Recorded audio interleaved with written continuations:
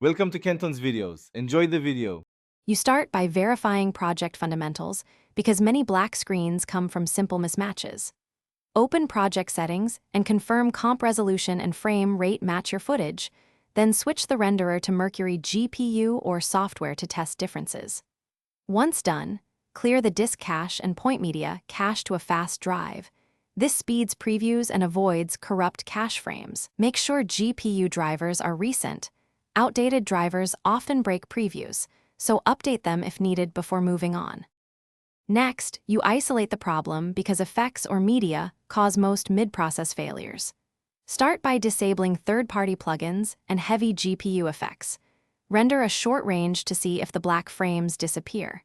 If they persist, replace suspect footage with a proxy or import the clip into a new, empty composition to rule out comp corruption. Use region of interest and solo individual layers to quickly find which layer or effect generates the black output, and then retest with software rendering.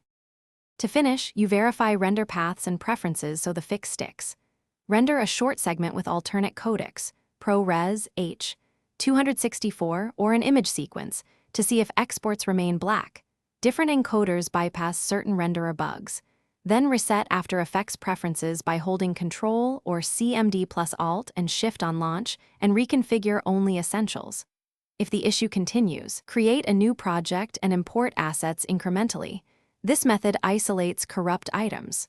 One key troubleshooting tip: if black frames happen only during preview, increase cache size or toggle software rendering. Thanks for watching. Consider subscribing if we helped you.